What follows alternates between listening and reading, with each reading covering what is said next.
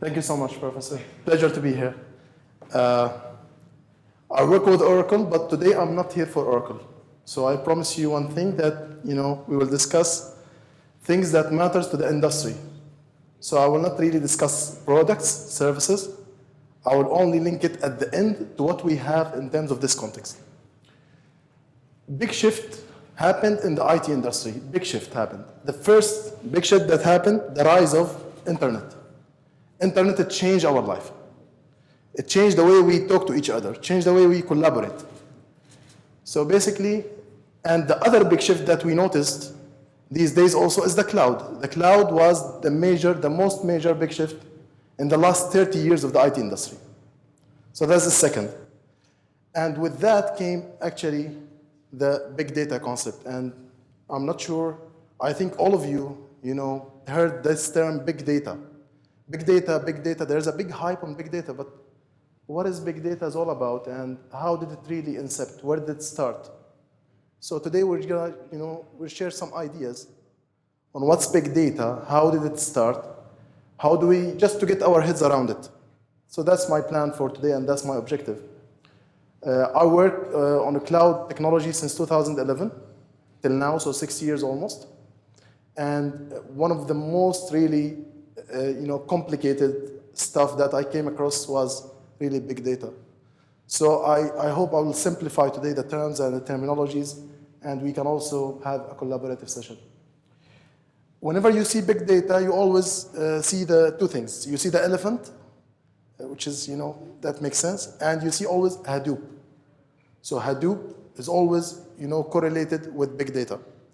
And whenever you hear Hadoop, you always hear MapReduce, you always hear sometimes Yarn, Spark, and all these, algorithms and platforms that runs on top. So what is that all about? The world has changed in a way. Before, we used to have workers entering the data. You used to have clerks, you used to have, like employees, staff, sitting and entering the data. So data was not really generated by the end user. It was generated by people, staff, persons, just dedicated for that task.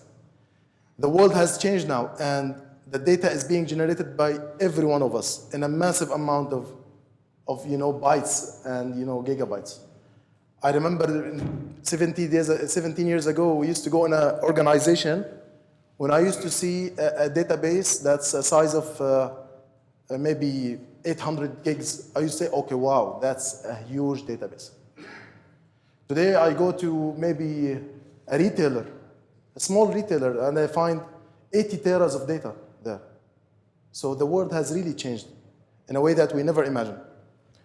So users used to, workers used to enter data.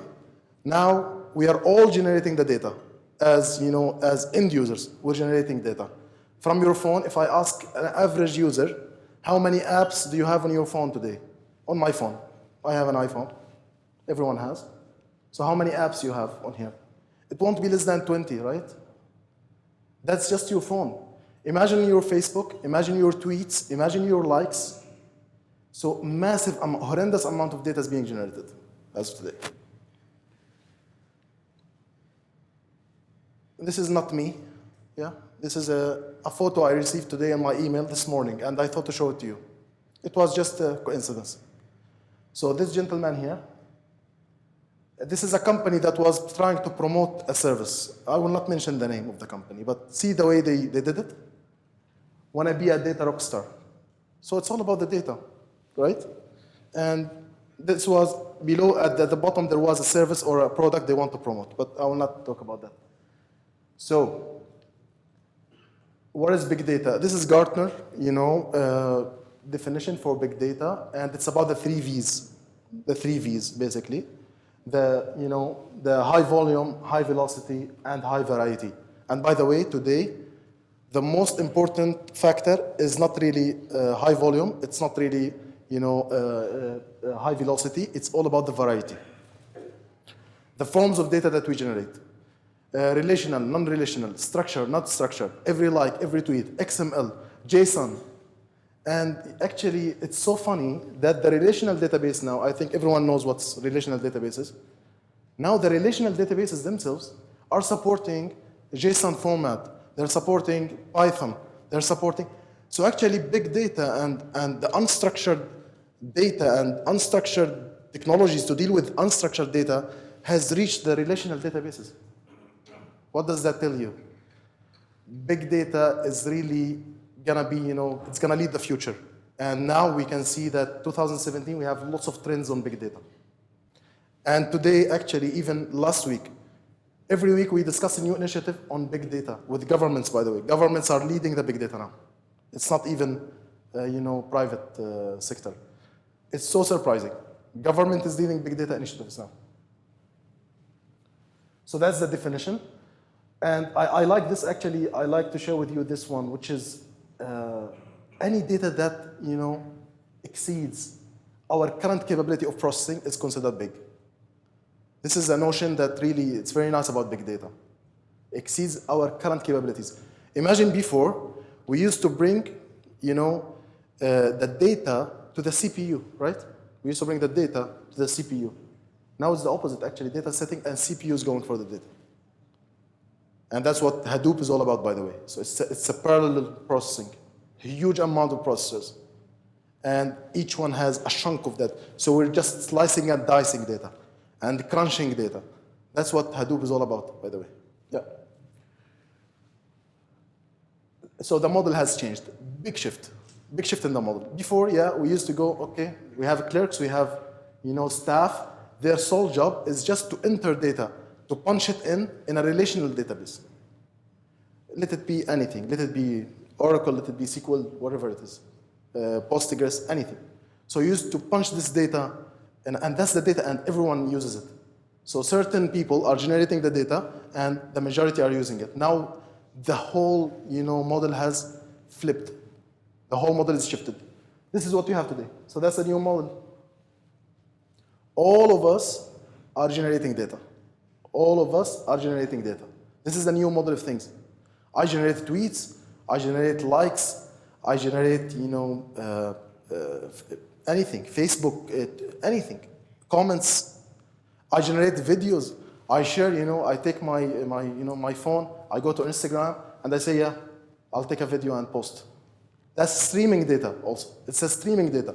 How do you put that, all of that, into a context? And by the way, this is not a bad thing to try to get that data and get the insights of that data and check the patterns of that data. And finally, you can sometimes monetize this data. And this is who's doing this? Who's taking all the data, crunching it, the whole world data? There's a monster called Google, right? Google is doing this. Can you imagine how much data Google is really managing and crunching every day from us? If you just take the indexing of the websites that Google, indexes today, it's massive. It's even beyond, nobody knows the size today. So we could tell the size of, I'll show you the size of some sizes for Facebook, but Google, nobody really knows. Take YouTube, take Google Talk, all these small functions of Google, right? Google Analytics. So they're doing that, they're on the cutting, they're the leaders as of today. Excellent. So the types of data are variant. We have databases, we have structured data, we have non-structured data, we have tweets, we have text files, we have flat files, we have voice. Sometimes, previously we talked about the biometric. So we have voice, we have many things, and all of that, you need to make sense of. How do you make sense of all of that? There are lots of things, lots of patterns, lots of insights in that data that you can use, and finally, either use to monetize, make profits, make revenue out of it, or understand what the data is trying to tell you. It's all about interpretation. Everything is in the data.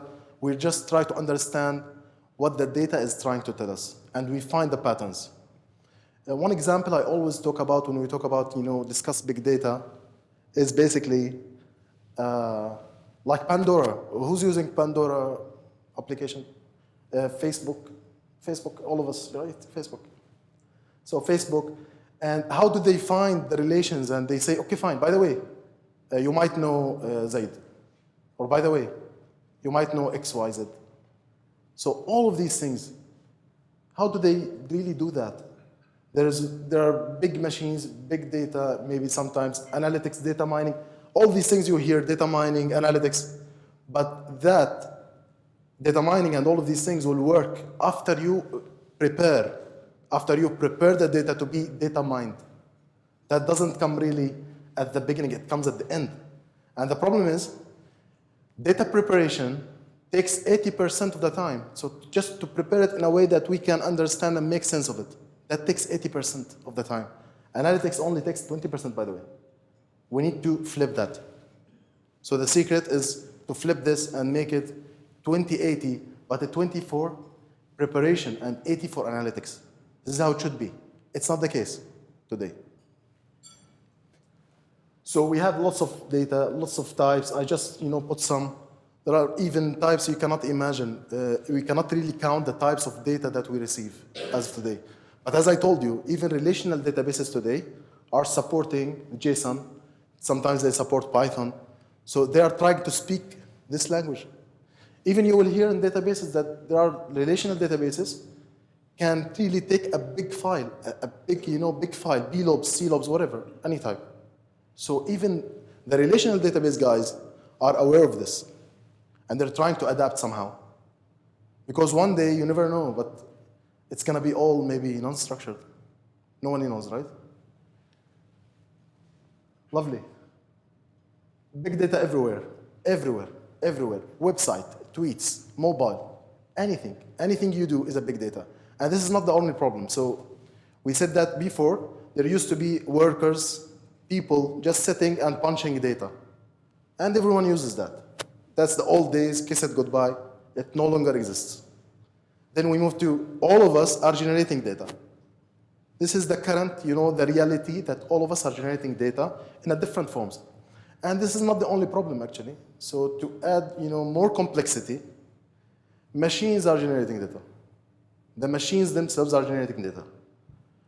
Now we're working on, I'm based in Dubai office, in Dubai, so we're working on the smart city projects. It's all about Internet of Things. You hear about Internet of IoT, Internet of Things, right? They will really store everything around you, every empty spot in a parking, anything you can think of, anything will be stored and streamed. Machines are generating data in a horrendous way. Machines are generating logs, log analytics, Internet of Things, just monitoring. The machines themselves are generating more data even than we generate. Many logs, many forms of information. So now it's not only us, it's not the guy who's sitting on a keyboard and entering data, it's the machines. The machines are generating data. And you will hear a lot about machine-to-machine communication. You will hear a lot about machine learning, finding the patterns, machine learning, deploying the machine learning. You will hear about this a lot. This is because of the machines are generating a huge amount of data and monitoring data. So it's not only us, it's the machines also. So all of that adds to the complexity. Social network, photos, voice messages, anything, videos, all of that comes and it has to be analyzed somehow. And that's what Google does very nicely, by the way. They are on the cutting edge, they are the leaders in this, Google. Okay, so just because we talked about the big data and how big our data is and what to expect really in terms of size. So just to put things in, to quantify things, just to put it in a quantity manner. So what's the expectation now is for the data from between 2009, 2020, today we're 2017, 44 times increase. 44 times increase. So basically, we're generating data now at unprecedented manner. The data that's getting generated now, we haven't seen it on the planet so far. We used to talk about terabytes. Now we're talking about petabytes.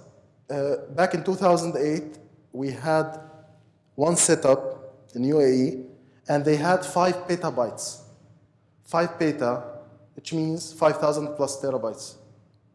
And we thought that, okay, fine, we will never see anything larger than this. This is the largest ever.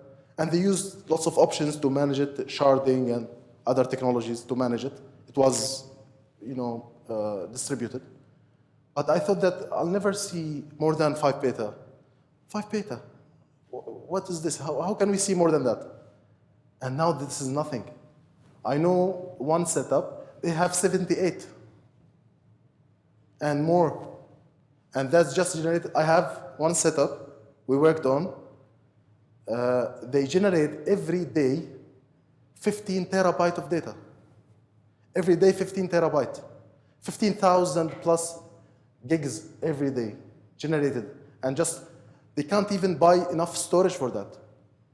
They have orders for 2 months ahead to get more disks and just to get more, just to expand their LANs and storage.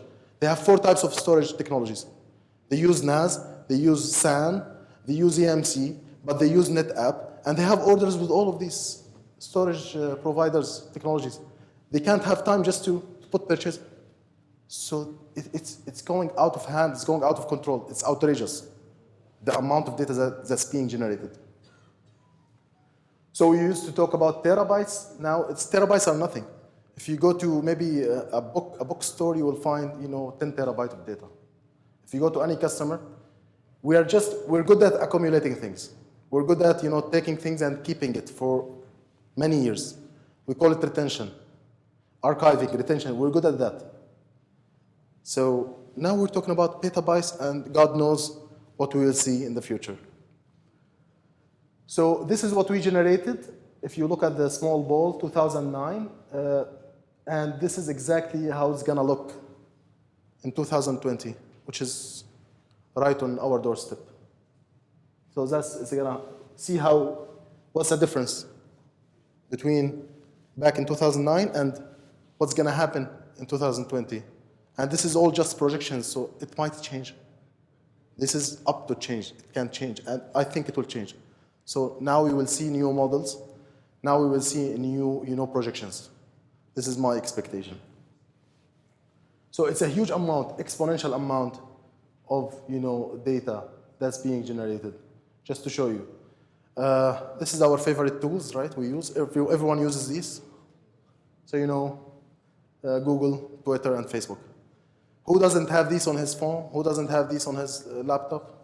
Everyone does, right? Everyone has these 3. These 3 goes together, right? It's like a triplet. So, fine. So let's see, some. What about Twitter?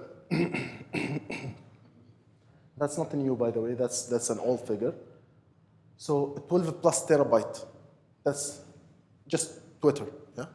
12 plus terabyte every day. Excuse me. What about Facebook? This is just their log data is 25. Just their log data. Yeah, log data, not users' data. The log data, right? And God knows what Google has every day. No one knows. It's still an unknown figure. What Google generates every day, right? If you look at Google, actually, nobody knows how many terabytes, how many, I don't know, really. But if you look at their tools, the tools they use, from the Gmail to the Google Talk to analytics, every service they have, all the services they have, no one really knows how much data they generate and how they're managing it, right? They are in the leader of the industry. Even before, we used to hear about, who knows containers, technologies, containers. I think developers might know containers, right? Great, so Google developed their own container technology years ago. Now we're hearing about containers, Docker, container, right? Whoever is using, now we no longer develop on VMs, virtual machines or servers. We develop in containers. So the new development framework now has changed also. As the gentlemen were discussing the agile methodology and all these things. So now you don't deploy to a VM, a virtual machine, with an OS, you deploy to a container. Big shift. Google was the leader in the containers. Even before anyone heard about it, Google used to have the Kubernetes, their own container technology, containerized. So they are leader in everything, actually. They're leading everything, the research. They spend lots of budgets on this. And now they're leader in also in the big data analytics and discovery. Okay, so before in 2009, we had 75 million smart meters. Smart meters means like machines generating. Now we hear smart meters. The other day I heard something funny, which is smart bed. Well, how the bed can be smart? Smart bed, smart home, smart car, smart. What does that mean? Everything is gonna be generating data. Even sometimes you never imagine your car will be generating data, and we saw the biometric also on the car and the voice and all these things. So the world is going in a different, there's a big shift in a different direction altogether. So technology has to change, and it is changing as we speak. 4.6 billion camera phones worldwide, and I think this number has changed already, the 4.6 billion cameras. Everyone has a camera, everyone taking photos. If you go to Al Arabiya website, you'll have something called the Ana Ara, I see, and you can share your videos and recordings. Everyone is just opening the pipes to data. You can generate unlimited amount of data as of today. So what do you do with this data? I mentioned Pandora box before, because what did they do? These guys, they rent videos, and you can just use them for video, if you can rent a video or do something like that, like videos. So you go inside and they say, okay, fine. You might like Expendables. I don't like it myself, but you might like X. You might like Beautiful Minds, my favorite movie. So you might like this. How do they know that?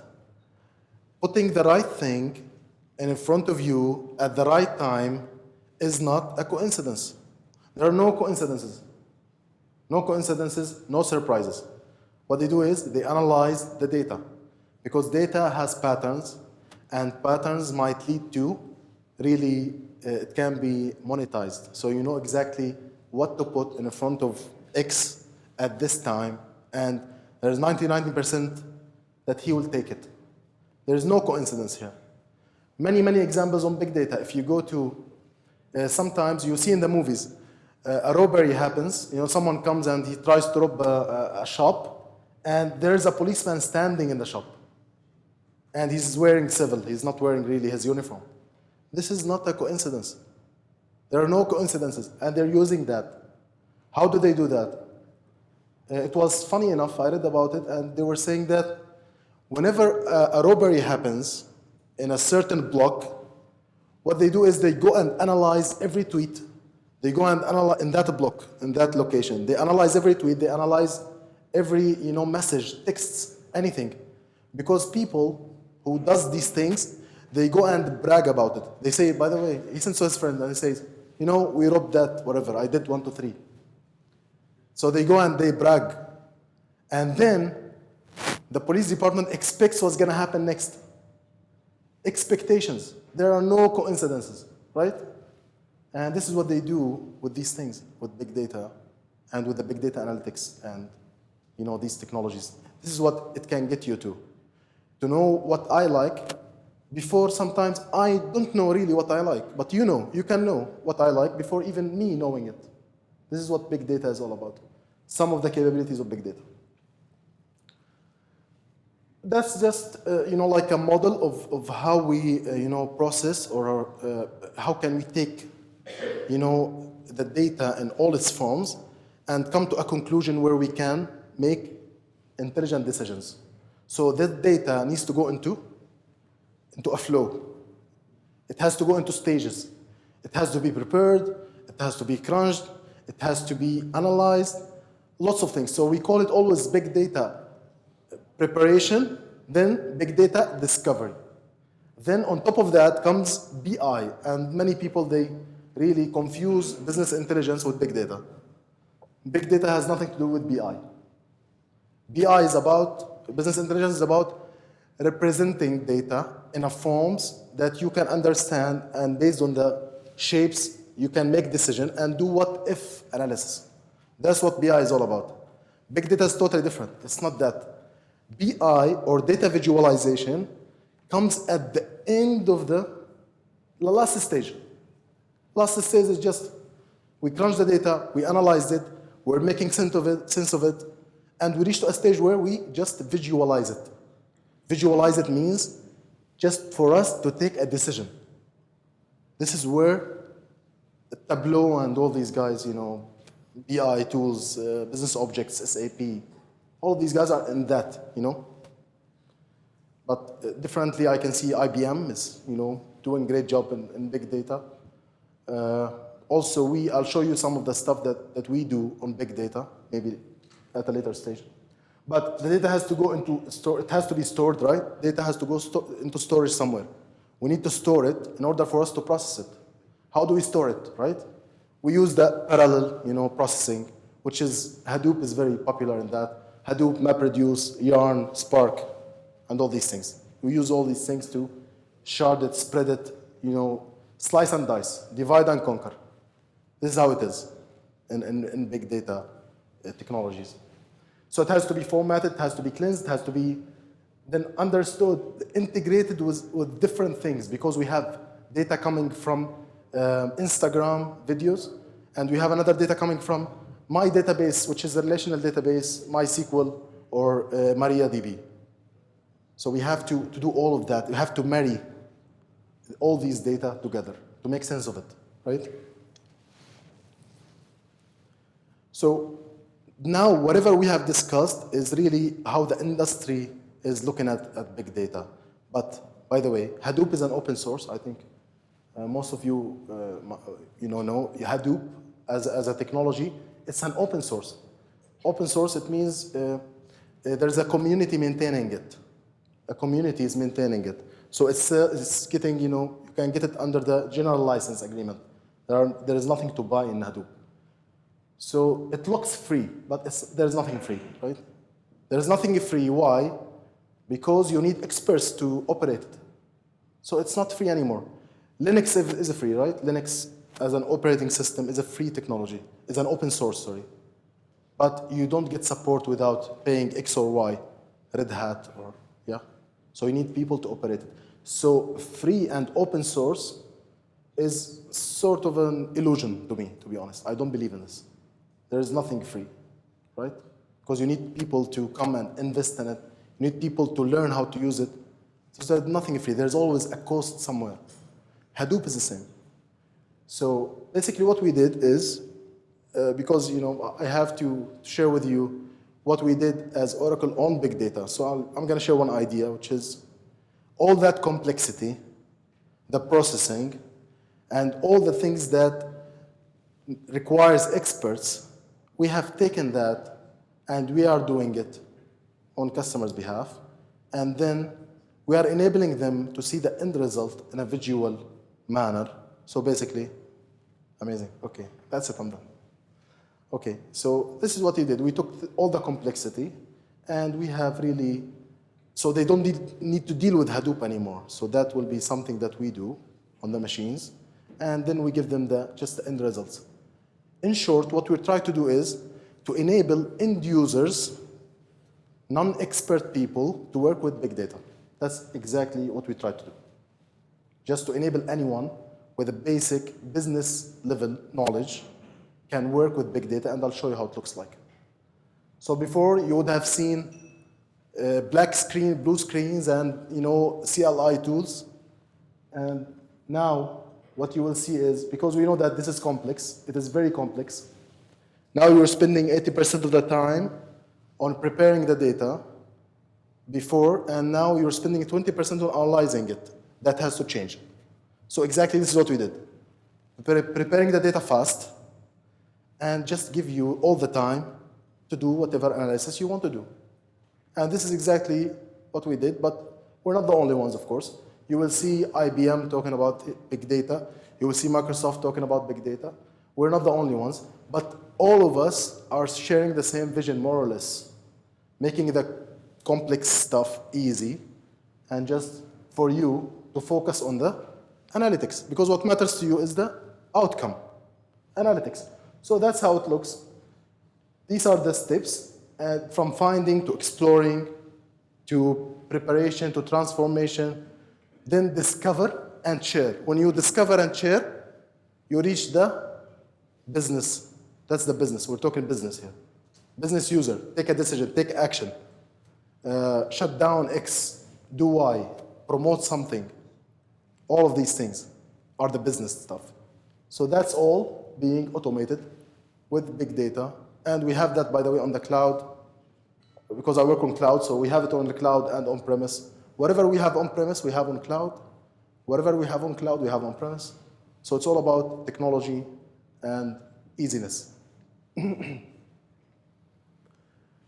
So why big data is a big deal? And this is the question we started with at the beginning. Why big data is a big deal? And these are, I'm trying just to put some answers. This is not an exhaustive list. You can add to it, it's up to you. You can add to it. It's a never-ending list. Why big data is a big deal?